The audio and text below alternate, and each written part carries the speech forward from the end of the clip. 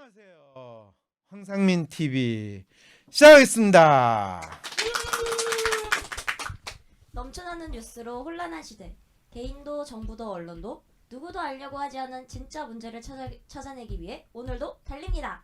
네, 달려요, 달려. 네. 6월 1일 토요일. WPI 초급 워크숍에 참여하세요. 자신을 이해하고 주위 사람을 더 이해하고 싶다면 WPI 워크숍에 참여하여 자신과 타인에 대한 이해 능력을 키울 수 있습니다. 6월 1일 토요일. WPI 초급 워크숍에 참여하세요. 문의는 02-6207-7430 또는 위섬센터 네이버로 연락주세요. 위즈덤 센터가 삶을 고민하는 많은 분들에게 사회적 기업 활동으로 무료 상담을 받을 수 있는 프로그램을 만들었습니다. 상담 비용이 부담스러우신 분, 자신의 고민이나 아픔의 정체가 무엇인지 알지 못해 상담을 주저하셨던 분을 위해 상담 기회를 제공합니다. 상담을 통해 자신의 마음을 확인하고 자신의 문제에 대한 통찰을 경험할 수 있을 것입니다. 안녕하세요 박사님. 사연 채택 후기 남기고 아래 추가 질문 더 따라봅니다. 오늘 4월 26일 오늘 변호사 시험 발표 날이네요. 4월 27일 워크숍 갈 거고 5월 7일 개인 상담 신청했어요. 맞아요. 지난번에 상담 사연 보내주신 분이죠. 그래서 이분 진짜 변호사 시험 오늘 발표 난다고 그러잖아요. 6시 이미 발표 났겠네요. 그래요? 혹시 여기 생방에 들어와 계시면 좋을 텐데 그렇군요. 지금 축하를 받는다고 안 들어오신지 아니면 결과가 안 좋아서 그랬는지 걱정이 막 되네요. 이번에 합격률 50%, 딱 50. 50%라고 발표가 났습니다. 50.27%인가 해서 100명인가 100 그러니까 지금 이 참 그 합격률 발표할 때 숫자 정하는 거 가지고 그 위원회에서 잔머리 엄청 걸렸고요. 그 다음에 이번에 변호사 합격률 이 대폭 정원시키지 말라고 변협에서 며칠 전에 이 데모했잖아요. 네. 그렇죠. 네. 서로 학생들은 더 늘려달라고 시위를 하고 반대편에서 변협에서는 숫자를 더 줄이자라고 시위를 했었습니다. 그러게요. 그런데 이분이 그런 와중에서 사연을 보내준 게 뭐예요? 에센스가 뭐예요? 무슨 사연을 지금 보내주는가요? 요약 정리해서 이야기 한번 알려주세요. 네, 갑자기 요약 정리하라고 그러니까 이 사로 변호사는 딱 이거 요약 정리하는 게 본인이 늘 수업 시간에 연습했던 거 아니에요? 외워서 답을 하긴 했었는데 즉석에서 요약은 안 해본 것 같습니다. 그렇군요.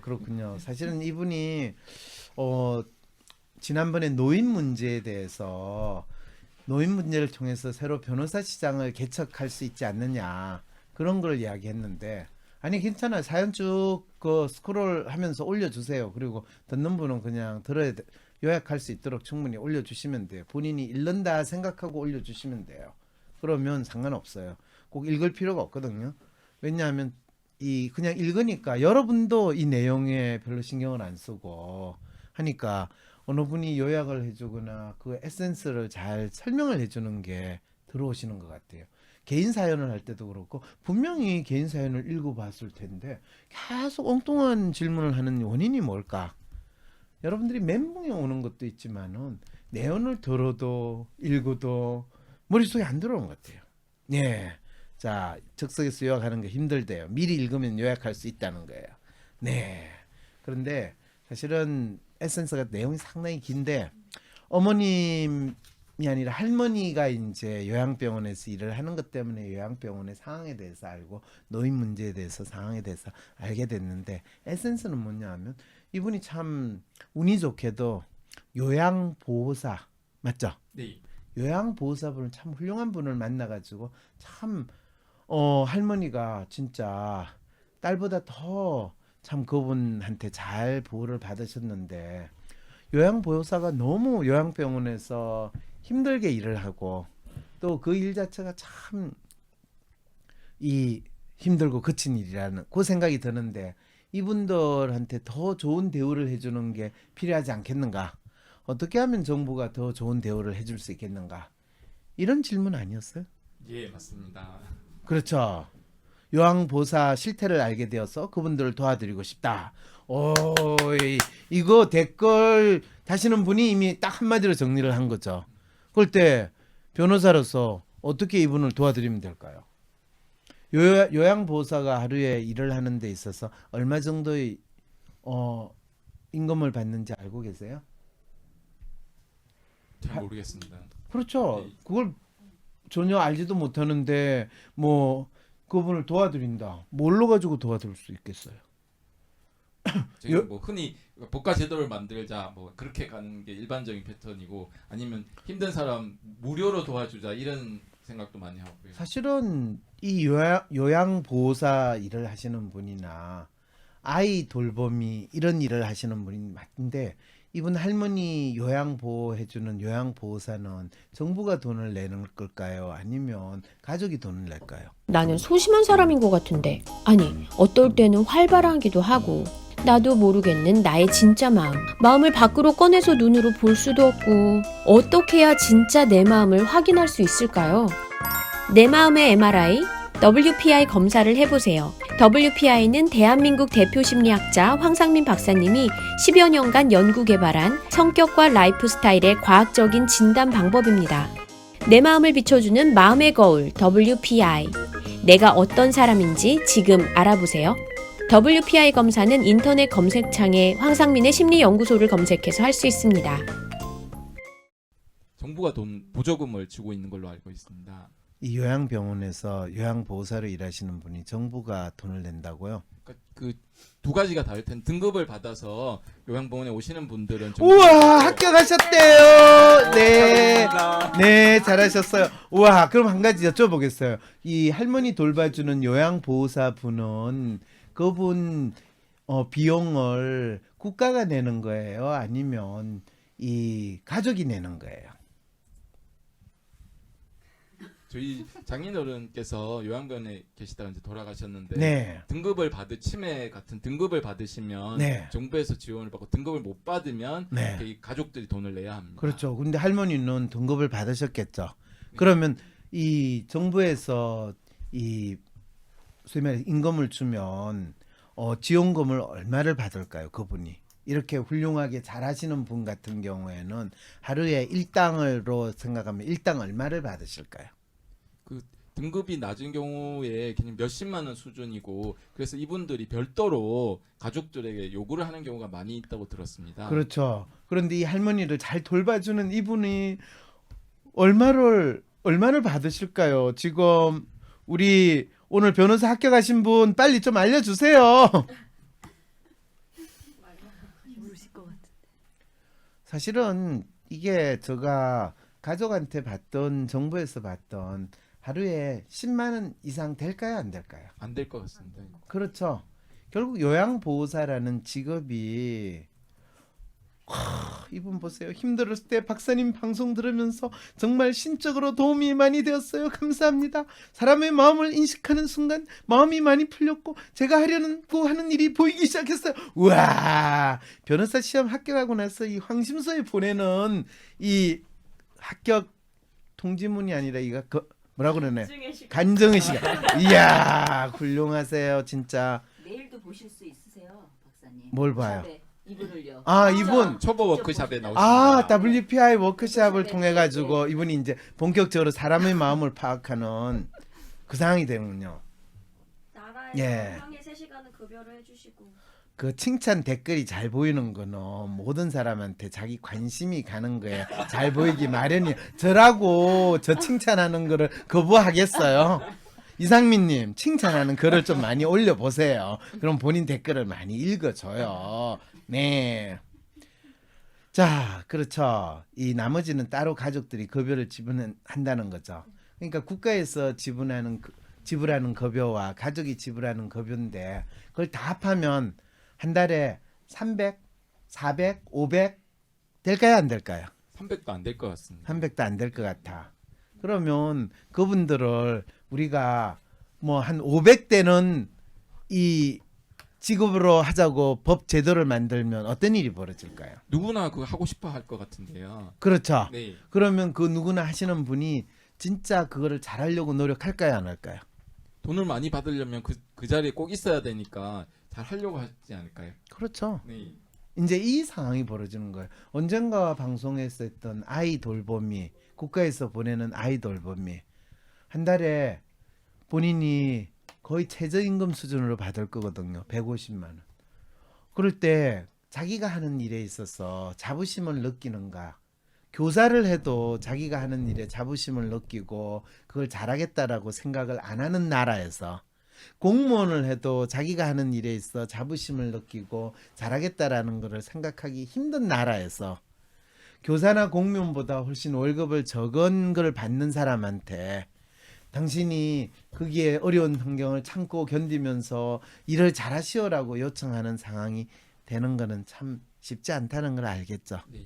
네. 그게 열정페이 아닌가요? 그렇죠. 그걸 열정페이라고 이야기하면 열정페이가 필요한 경우도 있는데, 그럴 때 중국의 마윈이 996 뭐 이야기해가지고 욕 신나게 얻어먹는 거하고 똑같은 상황이 되는 거예요. 자, 어쨌든 간에 지금 할머니가 요양보호사를 직접 고용한 게 아니라 나라에서 지급하는데, 이 요양보호사로 나라에서 지급된 그 요양보호사가 너무나 괜찮은 분일 때, 이 할머니는 진짜 평생 사시면서 엄덕을 많이 쌓으신 분이신가 봐요. 마지막 이 어려운 상황에서도 그런 분을 만나게 되는 거. 그런데 대부분 그렇게 좋은 분을 만나기가 쉽지 않거든요. 그런데 좋은 진짜 마음을 가지고 일을 잘 하시는 분을 하기 위해서는 법이나 제도를 잘 만들면 그게 이루어질까요? 아니면 요양보호사라는 거를 활동을 하는 것에 대해서 어떤 방식을 택하면 그게 잘 이루어질 수 있을까요? 법을 하나 만들어야죠, 빨리. 그거는 지금 사로 변호사한테 엿먹으라라고 지금 하신 거는 아시죠? 네. 아니, 하도 그런 얘기 많이 들어서 법 제정 하나 하셔야죠. 야, 진짜 이것도 140만 원 받는 걸 알고 있다고 이야기하는 게 너무하네요, 아이 너무하네. 돌봄이 일을 하시는 분이 받는 거하고 똑같은 거죠. 아이 돌봄이보다 아마 요양 이 보호사로 일을 하시는 게 더 힘드실 거예요. 네. 그런데 요양보호사에 대한 사람들의 인식이 달라지면 달라질까요? 요양보호사에 대한 인식을 달리보다 요양보호사를 월급을 500만 원씩 주는 월급으로 바꿔놓으면 인식은 저절로 달라져요. 네. 대우가 달라짐에 따라서 사실 그래서 우리나라 공무원 대우를 지금 사실은 지난 20년 동안 대한민국에서 공무원들이 박봉에 시달린다라는 그런 세뇌를 해가지고 공무원들의 처우를 되게 개선을 했거든요. 근데 더 놀라운 건 공무원 처우가 개선되면 될수록 공무원들이 일을 잘하는 게 아니라 일을 더 못하는 역설적 현상이 벌어지는 거예요. 그래서 사람들이 선호하고 특히 국가 권력을 행사하고 사회적으로 좋은 평가를 받는 그런 직종에 있는 사람은 실제 대우를 훨씬 더 낮춰야 돼요. 가장 대표적인 게 공무원, 군인, 이런 직종에 일하시는 분들을 대우를 지금보다 3분의 2 수준으로 낮춰도 그 직종을 신청하시는 분들이 지급군인을 이야기하는 거예요. 분들은 계속 있으세요. 그리고 실제로 지금 우리나라 공무원 같은 경우는 대우를 이래저래 계산하고 노동 강도하고 계산하면 삼성전자 직원보다 더 많은 더 좋은 대우를 받고 있다라는 거를 사람들이 이야기하거든요. 그런 측면에서 봤을 때 네, 공무원들의 나라 힘들어요. 일은 하나도 안 하고 다 시켜요. 네, 이런 식으로 바뀌게 되는 게 실제로 진정한 해법을 찾는 거예요. 그래서 요양보호사 같은 경우는 인식을 바꿔야 되는 게 아니라 실제로 요양보호사를 공무원으로 만들면 돼요. 간단하죠? 지금 청소부가 굉장히 월급 많이 받는 것으로 알고 있는데요. 그렇죠. 그분들처럼 이분들도 좀 대우를 많이 해주시면 좋을 것 같은데요. 그렇죠. 근데 법이 없어도 이건 그냥 대통령님이 명령하시면 될 것 같은데요. 대통령이 명령할 거 많아요. 소방관도 국가직으로 해야 되고 대통령이 교사를 그러면 사실은 교사를 이 이제는 공무원에 준하는 대우를 하는 게 아니고 이 요양보호사 수준으로 바꾸면 이 나라 교육이 어떻게 될까요? 근데 소방관도 사실 그 국가직으로 바뀌기가 어려운 상황인데 요양원 보호사라고 해서 쉽게 될 수 있을까요? 아니 소방관은 지방직 공무원이기 때문에 여전히 공무원이에요. 그러니까 그 질문은 네네. 제가 대통령이 요양보호사를 이 지방직 공무원이라도 만들어버리고 그렇게 하면 된다는 이야기를 하는 거예요. 그냥 그게 국가직 공무원, 지방직 공무원은 국가직 공무원이 되고 국가직 공무원은 유니버설 공무원이 되고 싶고 이런 상황이 되는 게 우리나라라는 뜻에서 이야기를 하는 거예요. 대통령님이 그 선거 시즌에는 장모님이 치매를 앓았기 때문에 치매 노인을 보살피는 그런 공약을 많이 내세우셨는데 실제로 정권에 들어서고 나서는 요양보호사에 대한 역할이 전혀 관심이 없으시거든요. 뭔 말이에요 지금? 그래서 그 치매 보호 환자를 위해서 어떤 제도 개선을 하시겠다고 말씀은 하셨는데 누가요? 그 문재인 대통령이 선거 시전에 했었거든요. 아이고, 선거 시절에 나와가지고 뭔 소린들 못해요. 지금 뭔 소리 하는 거예요. 그래서 문재인 대통령이 뭐 지금 선거에 나와서 거짓말했다 지금 이야기하시는가요? 예, 저는 저희 장인어른께서 네. 치매 환자셨기 때문에 크게 기대를 하고 있었는데 실제로 등급받아서 있어봤자 쓰러지시고 나면 아무도 도와주지 않고요. 그 침상에 꼭꼭 묶어놔가지고 돌아가신 장면을 제가 목격을 했거든요. 관심이 없으신 거예요. 아예. 뭐 대통령께서 국사에 너무 바쁘시다 보니까 사로 변호사 장인어른이 치매로 쓰러져 침상에 묶인 것까지 신경을 못 쓰는 거는 참 안타까운 일이네요. 그죠? 특히 그런 분들한테는 요양보호사 역할이 아주 절대적이라고 들었는데요. 실제 이 제대로 걷지 못하기 때문에 부축이 꼭 필요한데 요양보호사는 여러 사람을 다룰 수가 없으니까 그냥 침대에 묶어놓게 된다고 하더라고요. 뭐 사로님 청원 넣으시면 동의한대요. 근데 장인어른 돌아가셨어요. 그러니까 사로님도 지금 이야기하지만은 살아계실 때도 청원 안 했는데 돌아가시고 났으면 청원 하시겠어요? 그냥 그렇다 이거지 뭐. 여러분도 괜히 청원에 뭐 기대하지 마세요. 네. 그래도 사로님이 흥분했다고 귀엽고 좋대요. 계속 흥분하세요. 네. 지금 저한테 내가 안 묶어놨어요. 저한테 뭘 바라시나요? 황상민 박사님께 상담을 받고 싶으신가요? 비슷한 WPI 프로파일 상담 사연을 봐도 알 수 없었던 자신의 본질적인 문제를 파악하고 구체적이고 실용적인 해결 방법을 얻으실 수 있습니다. 지금 바로 자기 삶의 통찰을 얻으시고 원하시는 삶을 살아가세요. 관련 문의는 WPI 심리상담 코칭센터로 문의 바랍니다. 쏟아지는 기사 속에 진짜 문제를 밝히는 등불로 여러분과 함께하기 위해 황상민 TV로 찾아뵙겠습니다. 전용 스튜디오를 마련할 수 있도록 많은 후원 부탁드립니다. 6월 1일 토요일 WPI 초급 워크숍에 참여하세요. 자신을 이해하고 주위 사람을 더 이해하고 싶다면 WPI 워크숍에 참여하여 자신과 타인에 대한 이해 능력을 키울 수 있습니다. 6월 1일 토요일 WPI 초급 워크숍에 참여하세요. 문의는 02-6207-7430 또는 윌섬센터 네이버로 연락주세요.